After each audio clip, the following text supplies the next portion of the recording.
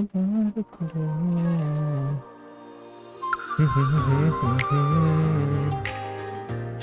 हाल चाल है मेरे प्यारे दोस्तों। उम्मीद करता हूँ बहुत बढ़िया होगे और मैं भी काफी बढ़िया हूँ। आज का प्रोजेक्ट जो होगा वो हम क्रिएट करने जा रहे हैं एक छोटा सा प्रोफाइल कार्ड कह सकते हो, जिसमें कि हम बेसिक कॉन्सेप्ट समझेंगे किसका, स्टेट्स एंड प्रॉप्स का। चलो, तो एक प्रोजेक्ट भी हो जाएगा और साथ ही साथ आप स्टेट्स एंड प्रॉप्स का कॉन्सेप्ट भी समझ जाओगे। आ जाते हैं अपने यूट्यूब वाले फोल्डर में और यहाँ पे हम ओपन कर लेंगे कमांड प्रॉम्प्ट। यहाँ पर कमांड लिखेंगे npm create wheat @latest और साथ ही साथ हम अपने प्रोजेक्ट का नाम भी लिख देंगे, जो कि होगा हमारा लाइक माई प्रोफाइल, इस तरीके से, और बस एंटर कर देंगे। देन यहाँ पे हमें सेलेक्ट करना है फ्रेमवर्क, तो हम यूज करेंगे रिएक्ट एंड साथ ही साथ जावास्क्रिप्ट।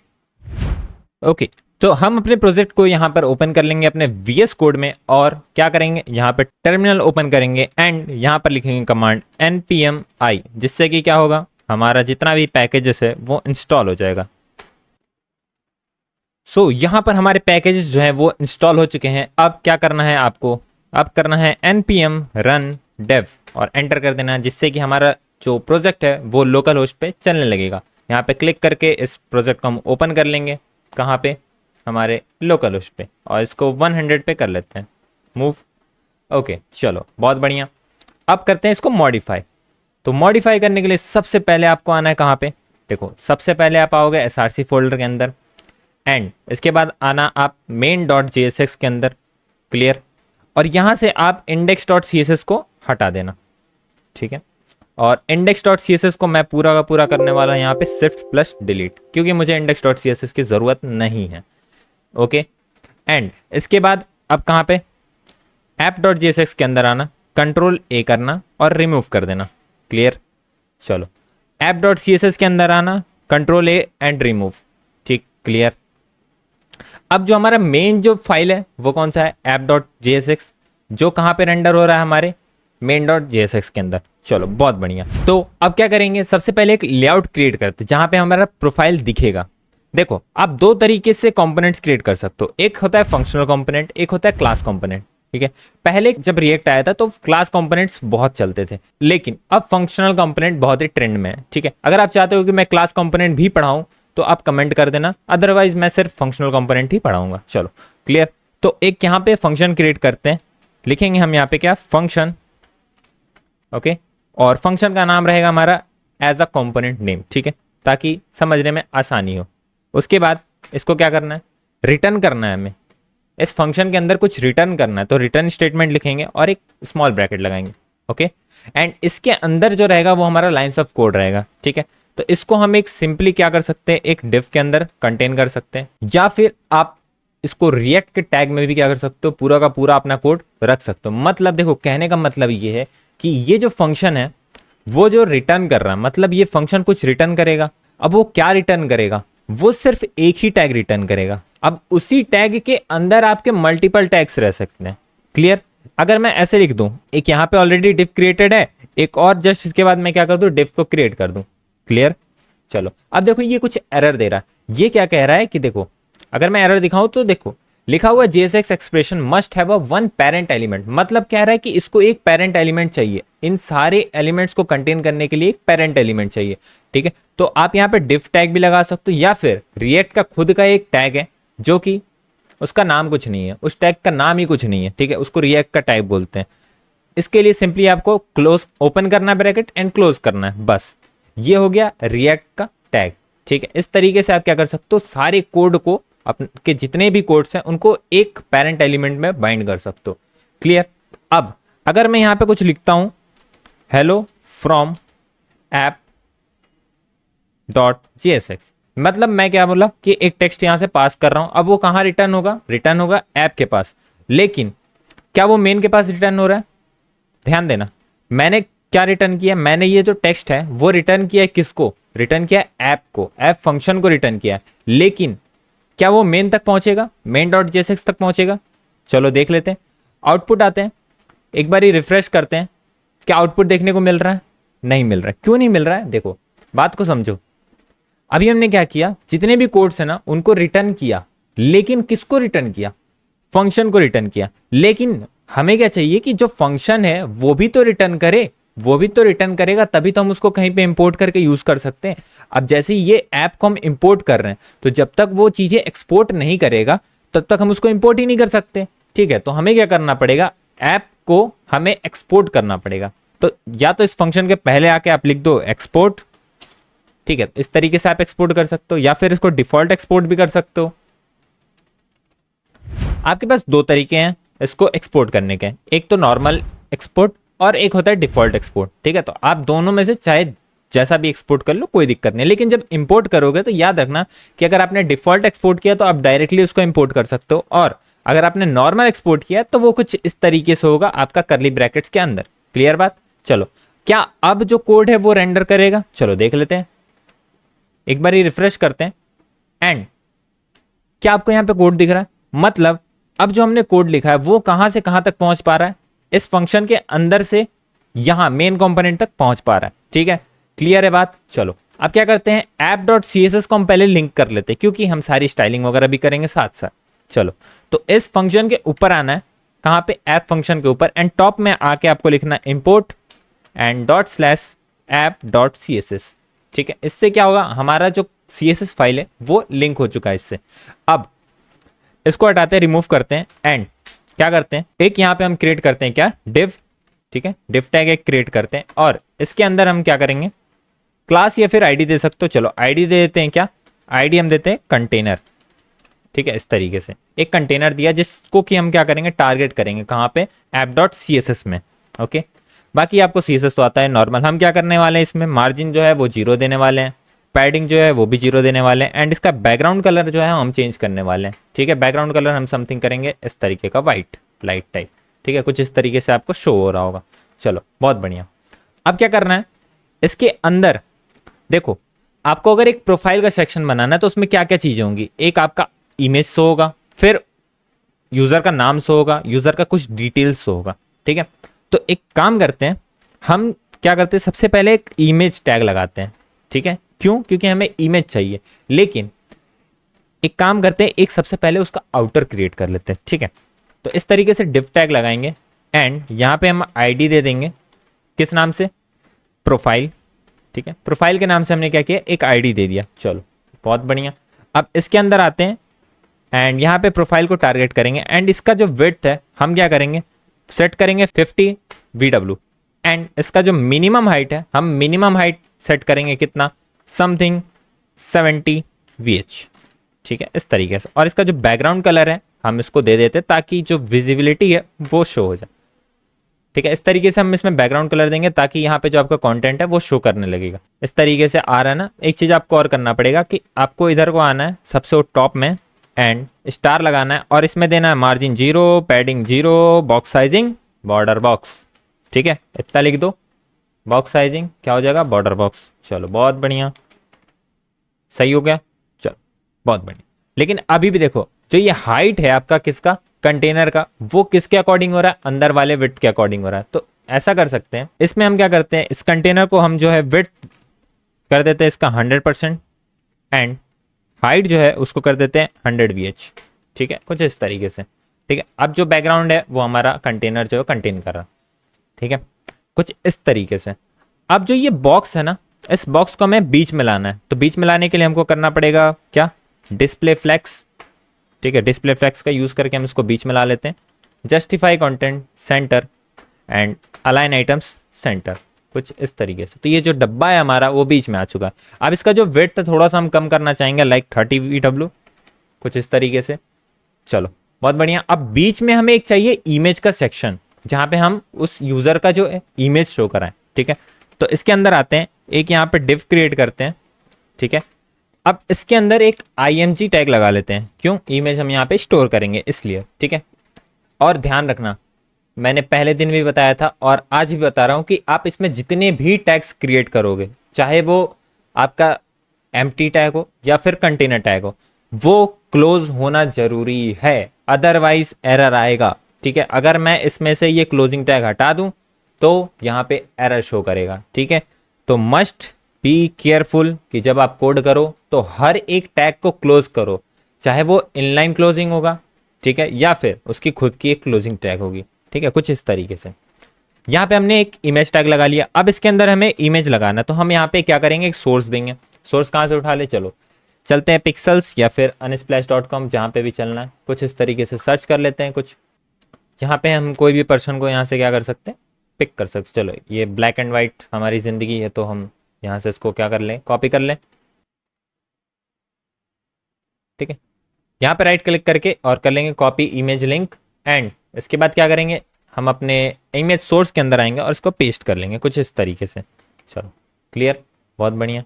क्या हमारा इमेज आ रहा है, हाँ आ तो रहा है, बट कुछ ज़्यादा ही इसकी जो विड्थ और हाइट है वो ऑक्यूपाई कर रही है। चलो इसको सेट करते हैं। कैसे सेट करेंगे, इस डिव को ना हम एक पहले आईडी दे देते हैं। किस नाम से, पर्सन। ठीक है, पर्सन के नाम से एक आईडी दे देते हैं। और इस पर्सन को हम यहाँ पे क्या कर लेंगे, टारगेट लिखेंगे यहाँ पे पर्सन। एंड इसको बोलेंगे, इसका जो विड्थ है समथिंग रख लेते हैं 15 VW। एंड हाइट भी हम सेम रख लेंगे, तो हाइट के लिए कर लेते हैं 15 VW, ताकि हमें स्क्वायर शेप में कुछ मिल जाए। ठीक है, कुछ इस तरीके से। ठीक है, अभी आपको शो नहीं हो रहा है क्योंकि इमेज ही बाहर जा रहा है। चलो कोई दिक्कत नहीं है। अब क्या करना है, इस पर्सन के अंदर, मतलब इस वाले डिव टैग के अंदर हमारा क्या है, एक इमेज टैग है। इसको टारगेट करते हैं। इसका जो विड्थ है वो करते हैं 100%। हाइट को क्या कर लेंगे 100%। एंड साथ ही साथ ऑब्जेक्ट फिट को कर लेंगे कवर। ठीक है, इससे क्या होगा, हमारा जो इमेज है वो इस तरीके से शो होने लगेगा। ठीक है, अब क्या करना है, हमें इसमें बॉर्डर रेडियस देना है कुछ। ठीक है, तो हम इसको, क्योंकि हमें सर्कुलर बनाना है, तो हम इसमें बॉर्डर रेडियस अप्लाई करते हैं। कितना, 50% करेंगे तो हर साइड से क्या होगा, 50% वो ऑक्यूपाई कर जाएगा। लेकिन अभी भी देखो काम कर नहीं रहा है। क्यों नहीं कर रहा है, क्योंकि जो इमेज है वो बाहर जा रहा है। हमारा जो बैकग्राउंड है वो सही है, लेकिन इमेज जो है वो बाहर जा रहा है। तो एक काम करते हैं, इसमें ना हम लगाते हैं ओवरफ्लो हिडन। ठीक है, इससे क्या होगा, जो इसके बाहर की चीज़ें हैं वो क्या हो जाएगी, हाइड हो जाएगी, और आपको एक इस तरीके से सर्कुलर इमेज देखने को मिल जाएगा। चलो बहुत बढ़िया। अब क्या करना है, इसको सेंटर में लाना है। किसको, इसको सेंटर में कैसे लाएंगे, तो ये हमारा प्रोफाइल वाला कार्ड है, इसमें आएंगे, इसमें लगाएंगे डिस्प्ले फ्लेक्स। ठीक है, एंड करेंगे justify content centre. Okay, and align item centre. तो इससे क्या होगा, हमारा जो चीज़ें हैं वो बीच में आ जाएंगी। अब इमेज हमने लगा दिया, इसके नीचे एक नाम होगा, यूज़र का कुछ नाम भी तो होगा। तो क्या करना है उसके लिए, इस इमेज के जस्ट नीचे आएंगे और लिखेंगे यहाँ पे H1 टैग में, या फिर किसी भी आप एक टैग में लिख लेना। हम H1 लेके चलते हैं और यहाँ पे लिखते हैं यूज़र का नाम। कुछ इस तरीके से हो सकता है, बिल्कुल हो सकता है, लेकिन अभी कहाँ आ रहा है, राइट साइड में आ रहा है। हमको लाना है इसको नीचे, तो हमें क्या करना पड़ेगा, इसका जो फ्लेक्स डायरेक्शन है किसका, प्रोफाइल वाले का, उसको चेंज कर लेंगे। ठीक है, फ्लेक्स डायरेक्शन कर लेंगे कॉलम। इससे क्या है, जो कंटेंट है वो नीचे आएगा, ऊपर नीचे। एंड इसमें कुछ गैप भी ऐड कर लेते हैं। ठीक है, तो गैप हम ऐड कर लेंगे समथिंग टू, कुछ इस तरीके से। अब इस यूजर का कुछ पोस्ट होगा, ठीक है, तो उसको हम कहाँ लिख सकते हैं, उसके जस्ट नीचे लिख सकते हैं। चलो तो इसको हम ले लेते हैं H5 में, एंड यहाँ पे लिख लेते हैं टेक्निकल मैनेजर। कुछ इस तरीके से हो सकता है भाई, टेक्निकल मैनेजर हो सकता है बंदा, क्यों नहीं हो सकता, इस तरीके से। ठीक है, अब इसके नीचे क्या हो सकता है, कुछ यूज़र का आइकन्स, मतलब सोशल मीडिया आइकन्स। चलो तो सोशल मीडिया आइकन्स को क्या कर सकते हैं, हम यहाँ से लगा सकते हैं। अब देखो इसमें आइकन्स लगाने के लिए आपके पास बहुत सारे तरीके हैं। ठीक है, पहला आप CDN यूज़ कर सकते हो, दूसरा आप पैकेज यूज़ कर सकते हो। मतलब अगर हम पैकेज की बात करें तो हमारे पास मल्टीपल पैकेजेस हैं। किसके, चलो दिखाते हैं। यहाँ पे आना, आपको लिखना है रिएक्ट आइकन्स। ठीक है, रिएक्ट आइकन्स लिख के सर्च करोगे तो यहाँ पे आपको मिलेगा क्या, सेकंड नंबर पे NPM की वेबसाइट पे रिएक्ट आइकन्स का एक पैकेज है। यूज़ करने का तरीका मैं बता दे रहा हूँ, आपको यहाँ पढ़ने की जरूरत नहीं है। सिंपली क्या करना है, ये जो आपको कमांड दिया हुआ कौन सा, NPM इंस्टॉल रिएक्ट आइकन्स। ठीक है, इसको आपको सिंपली यहाँ से कॉपी करना है।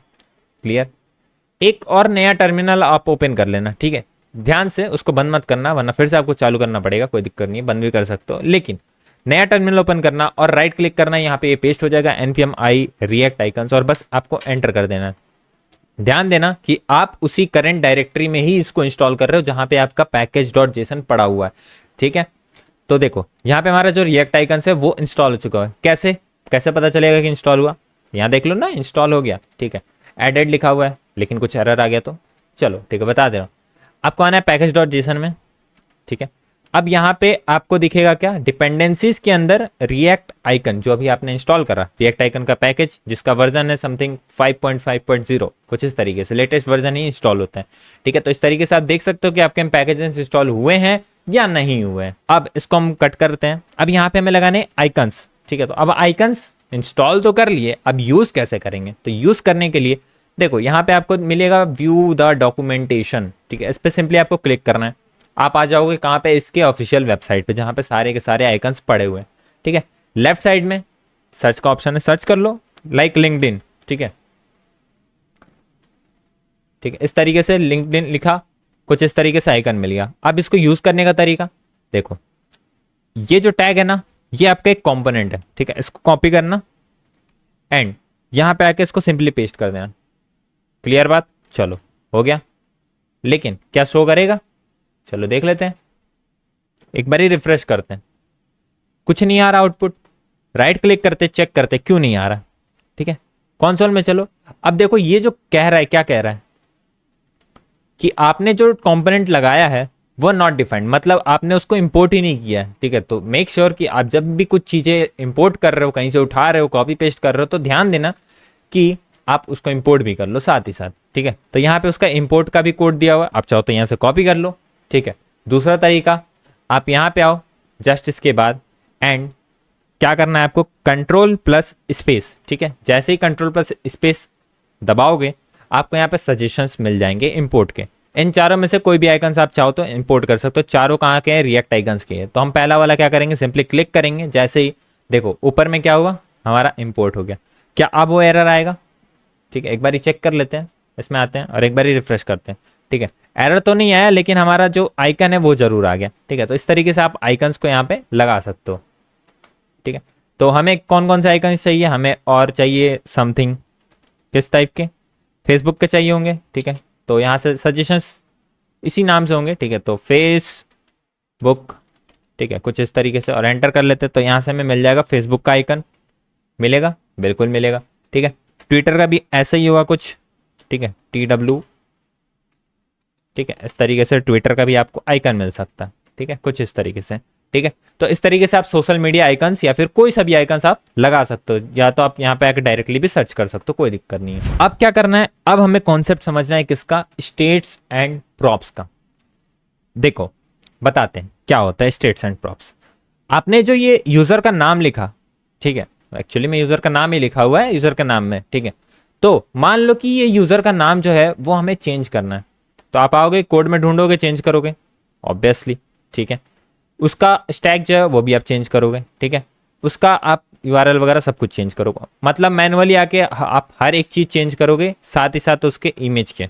ठीक है, लेकिन अगर मैं बोलूं आप सारे डेटा को एक जगह स्टोर करके एंड डायरेक्टली उसको यहाँ यूज कर सकते हो, कैसे, चलो वो देखते हैं। तो इसके लिए आता है हमारा क्या है, एक स्टेट। स्टेट मतलब क्या होता है, एक वेरिएबल जो कि जिसका स्कोप कहाँ तक रहता है, जिसका स्कोप उसी कंपोनेंट के अंदर तक रहता है। ठीक है, चलो तो स्टेट समझो कैसे बनाते हैं।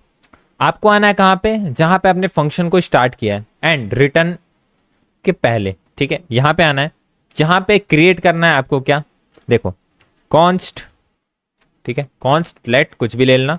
ठीक है, एक स्क्वायर ब्रैकेट बनाना एंड इसके बाद आप एक नाम देना किसका, वेरिएबल का। लेट सपोज मेरे पास एक नेम है। ठीक है, यूजर का नेम है तो नेम। ठीक है, फिर मैं लगाऊंगा एक कॉमा।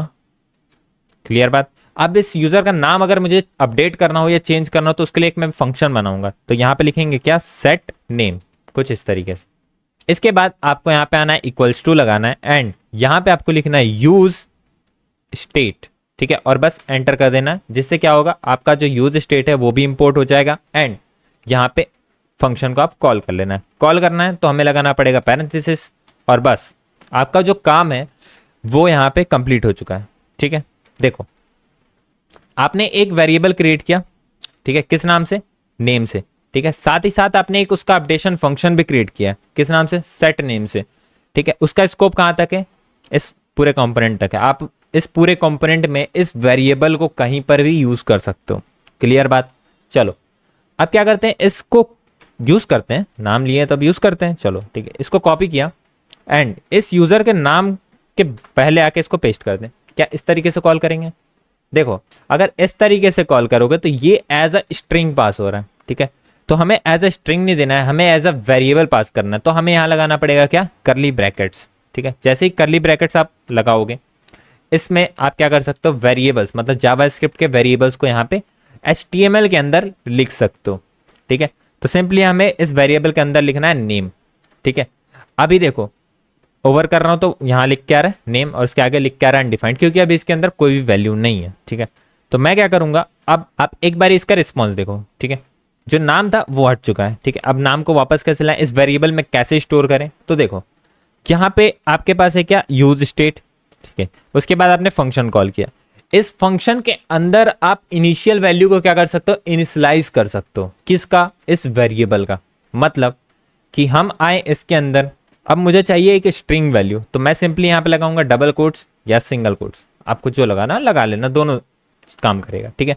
अब इस नाम के अंदर लेट सपोज मैंने दिया रोहन और बस इसको सेव किया, ठीक है। एंड चलते हैं अपने आउटपुट पे, क्या यहाँ नाम शो कर रहा है, शो कर रहा है, बिल्कुल शो कर रहा है। अगर मैं यहां से नाम चेंज करूं, सपोज लिखूं प्रियांक, ठीक है, क्या नाम चेंज हुआ, बिल्कुल चेंज हुआ, ठीक है। इस तरीके से आप जो है वेरिएबल्स यहाँ पे स्टेट वेरिएबल्स क्रिएट कर सकते हो। अब देखो नाम के लिए हमने बना लिया, अब हमें बनाना है सेम किसके लिए, एक उसके पोस्ट के लिए। तो यहाँ पे लिख सकते हैं नेम की जगह पोस्ट, ठीक है। एंड यहाँ पे कर लेंगे सेट पोस्ट, कुछ इस तरीके से, ठीक है। और ये जो टेक्निकल मैनेजर है इसको हम यहाँ से कट कर लेते हैं, ठीक है, क्योंकि यही पोस्ट हम अभी क्या करेंगे, इसको असाइन कर देंगे, ठीक है। और यहाँ पे H5 के अंदर आएंगे, करली ब्रैकेट्स ओपन करेंगे और यहाँ लिख देंगे उस वेरिएबल का नाम जो कि है पोस्ट, ठीक है। क्या कुछ चेंजेस देखने को मिला, नहीं मिला, क्योंकि हमने जो चीज़ें हैं वही लिखी हैं, बस उसको लिखने का तरीका थोड़ा बदल दिया, ठीक है। आप चाहो तो यहाँ से अगर मैनेजर हटाओगे तो चेंजेस देखने को मिल जाएगा, ठीक है। टेक्निकल दिख रहा, चलो वापस से लिख देते हैं इसको। एंड ये जो इमेज है ना, हमें इस इमेज को भी चेंज करना, ठीक है, मैनुअली। तो हम क्या कर सकते हैं, कॉपी करते हैं एंड एक और वेरिएबल क्रिएट करेंगे, किसके लिए, इमेज के लिए, मतलब किसके लिए, पिक, पिक लिख सकते हो, ठीक है। और यहाँ पे कर लेते हैं सेट पिक, और इसके अंदर हम सिंपली क्या करेंगे, इस URL को यहाँ पे हम पेस्ट कर देंगे, ठीक है, इसके अंदर। क्लियर बात, चलो अब इस पिक वाले वेरिएबल को क्या करना है, यहाँ पे कॉल करना है, किसके अंदर, इस इमेज सोर्स के अंदर। आपको लगाना है क्या, करली ब्रेसेस, और बस पेस्ट कर देना। तो आपका जो पिक है वो भी यहाँ पे रेंडर कर जाएगा फाइनली, ठीक है, बिना किसी एरर के या फिर वार्निंग के। चलो बहुत बढ़िया। अब देखो इतना हमने क्रिएट कर लिया, अब क्या करना है, अब सारी चीजें हमें डायनेमिक करनी है। मतलब स्टैटिक तो आप अब तक बनाते आए हो, अब आपको क्रिएट करना है क्या, डायनेमिक चीजें। कैसे क्रिएट करेंगे, चलो वो देखते हैं। तो हमने यहाँ पे एक प्रोफाइल का कार्ड बना लिया कार्ड। अब मान लो कि ये कार्ड मेरे पास बहुत सारे मल्टीपल्स हैं। लेट्स सपोज कि एक टीम का क्या हो सकता है, टीम मेंबर्स हो सकते हैं। मान लो कि मेरे पास 4-5 टीम मेंबर्स है, तो मैं क्या सबके लिए एक एक कैसे बनाते जाऊंगा, हर एक के लिए कोड। ये जो पूरा का पूरा एक प्रोफाइल वाला जो सेक्शन क्रिएट किया है, इसको अगर मैं यहाँ से कॉपी पेस्ट करूंगा, क्या कॉपी पेस्ट करना सही रहेगा इसमें, देखो कॉपी पेस्ट करोगे तो आउटपुट आपका आएगा, शो करेगा, कोई दिक्कत नहीं है। लेकिन क्या ये सही तरीका है रिएक्ट में, नहीं, तो ये सही तरीका नहीं है, ठीक है। तो आपको यहाँ पे कोड को कॉपी पेस्ट नहीं करना है, कोड को आपको रीयूज करना है। रीयूज कैसे करोगे, तो ये जो चीजें हमने यहाँ बनाई है ना, इसको हम एक अलग कंपोनेंट बनाएंगे और यहाँ पे इसको इंपोर्ट कर लेंगे। कैसे, अब समझो। मैं आता हूँ SRC फोल्डर के अंदर, अभी मैं कंपोनेंट्स नाम का फोल्डर नहीं बनाऊंगा, अब डायरेक्टली अभी यहाँ पे क्रिएट कर लेता हूँ, ठीक है। मैं यहाँ लिखता हूँ profile.jsx, क्लियर बात। अब इसको एंटर कर लेते हैं, ठीक है। यहाँ पे मैं लिखता हूँ RFC और एंटर कर लेता हूँ, जिससे कि हमारा एक रिएक्ट का फंक्शन बन के आ जाएगा, जो कि मैंने अभी थोड़ी देर पहले समझाया, ठीक है। और यहाँ से हम इस div टैग को हटा लेंगे सिंपली। और क्या करना है, अब देखो ये जो प्रोफाइल वाला पूरा का पूरा div है ना, प्रोफाइल वाला, उसको यहाँ से हम करेंगे कट। क्या किया, कट कर लिया। एंड इस प्रोफाइल के अंदर आके सिंपली इसको पेस्ट कर लेंगे, ठीक है, पेस्ट कर लिया। अब देखो इसमें कुछ एरर आएगा कि ये pic not defined, name not defined और पोस्ट नॉट डिफाइंड, ठीक है, क्योंकि यहाँ पे इस नाम का वेरिएबल नहीं एग्जिस्ट करता है। कहाँ एग्जिस्ट करता है, हमारे app.jsx में। तो अब हमें क्या करना है, अब हमें इस कंपोनेंट से, इस app.jsx से वेरिएबल्स को पास करना है। कहाँ पे, profile.jsx में, ठीक है। जब आप वेरिएबल्स को एक कंपोनेंट से दूसरे कंपोनेंट में पास करते हो एंड उस कंपोनेंट में फिर उस वेरिएबल को यूज करते हो, उसी को बोलते हैं क्या, प्रॉप्स। ठीक है, एंड अगर सेम कंपोनेंट में यूज कर रहे हो तो उसको बोलते हैं स्टेट। यही है आपका स्टेट्स एंड प्रॉप्स का डेफिनेशन। ठीक है, चलो तो स्टेट का हमने यूज देख लिया यहाँ पे। अब प्रॉप्स का यूज देखते हैं कैसे। तो यहाँ पे सबसे पहले हमें क्या करना पड़ेगा, इस प्रोफाइल नाम के कंपोनेंट को हमें क्या करना पड़ेगा, यहाँ पे कॉल करना पड़ेगा। कैसे, आप लिखोगे प्रोफाइल, ठीक है, और कंट्रोल प्लस स्पेस दबाओगे। देखो यहाँ पे आपको सजेशन देखने को मिल जाएगा। ठीक है, कहाँ पे, करंट डायरेक्टरी में। ठीक है, कहाँ पे, करंट डायरेक्टरी में। तो हम क्या कर सकते हैं, यहाँ पे प्रोफाइल को डायरेक्टली क्या करेंगे, यहाँ पे इंपोर्ट कर लेंगे कुछ इस तरीके से। क्लियर। अब इंपोर्ट कर लिया, चलो इंपोर्ट कर लिया, शो कर रहा है, नहीं शो कर रहा है। क्यों नहीं कर रहा है, क्योंकि अभी तक हमने ये डिफाइन नहीं किया, और जब तक ये डिफाइन नहीं करेंगे तब तक एरर आएगा। चलो एरर देख लेते हैं। देखो इतने सारे एरर हैं। ठीक है, एक बार रिफ्रेश करता हूं। ठीक है, देखो पिक नॉट डिफाइंड, जो कि मैंने बताया कि पिक नॉट डिफाइंड। ठीक है, तो ये सारे एरर्स हमें अब हैंडल करने। कैसे हैंडल करेंगे, आ जाओ इसमें। अब जो हमने यहाँ पे कंपोनेंट को कॉल किया ना, अब यहां से हम वैल्यू को पास करेंगे। कैसे पास करेंगे, देखो मैं क्या करूंगा, मैं एक एक करके सारे वैल्यू को पास करूंगा। नेम है, ठीक है, नेम को मैं पास करूंगा कैसे, ऐसे। ठीक है, मैं क्या कर रहा हूं, इस नेम के वेरिएबल को एक दूसरे वेरिएबल में स्टोर करके उसको पास कर रहा हूं। किस कंपोनेंट को, इस प्रोफाइल नाम के कंपोनेंट को। ठीक है, क्लियर। तो इस नेम को मैंने क्या कर दिया, पास कर दिया यहां से। अब मुझे पोस्ट को पास करना है, तो मैं क्या कर सकता हूं, पोस्ट, फिर इसके अंदर लिख सकता हूं पोस्ट, कुछ इस तरीके से। उसके बाद मुझे पिक को पास करना है। ठीक है, तो मैं पिक, और यहाँ पे लिख दूंगा पिक। ठीक, कुछ इस तरीके से। अब देखो यहां से भी एरर हट गया, और आपके यहां से भी एरर हटा, नहीं हटा। क्यों, क्योंकि अभी तक हमने क्या किया, पास किया है। अभी हमने इसको यूज नहीं किया है, यहाँ पे इंपोर्ट नहीं किया है। इसको भी हमें यहाँ पे इंपोर्ट करना पड़ेगा। ठीक है, तो कहां पे इसको इंपोर्ट करेंगे, क्या यहाँ पे ऊपर आके लिखेंगे इंपोर्ट नेम पोस्ट पिक, नहीं यहां पे नहीं लिखेंगे। कहां लिखेंगे, इस फंक्शन के पैरेंथेसिस के अंदर आएंगे। कहां आएंगे, इस फंक्शन के पैरेंथेसिस के अंदर, यहां लगाएंगे करली ब्रैकेट्स, और जिस वेरिएबल से आपने उसको वहां से भेजा है, जिस वेरिएबल के नाम से, उसी वेरिएबल का नाम आपको यहां पे डिफाइन करना पड़ेगा। कैसे, ये नेम पोस्ट एंड पिक, कुछ इस तरीके से। कैसे, name comma post comma pic. जैसे ही आप इतना करोगे, आपका जो कोड है वो चल जाएगा। चल जाएगा, नहीं चला, क्यों नहीं चला, चलो एक बारी और एरर देख लेते, क्या एरर आ रहा है। ओके, तो हमने जो आइकन्स इंपोर्ट किए थे वो यहाँ पे शो नहीं कर रहे हैं। चलो ठीक है, तो देखो हमने जो आइकन्स को इंपोर्ट करा था उसको कहाँ करा था, app.jsx में, लेकिन अभी इसको यूज कहाँ कर रहे हैं, profile.jsx में। तो आपके पास तरीका तो ये भी है कि आप यहाँ से डायरेक्टली इसको पास कर सकते हो एज अ प्रॉप्स, या फिर अगर आप डायरेक्टली इसको इंपोर्ट कर सकते हो तो यहाँ से उठाओ, कट करो, और profile.jsx में आके सिंपली इसको पेस्ट कर दो। ठीक है, क्या अब हमारा जो रिस्पॉन्स है वो आएगा।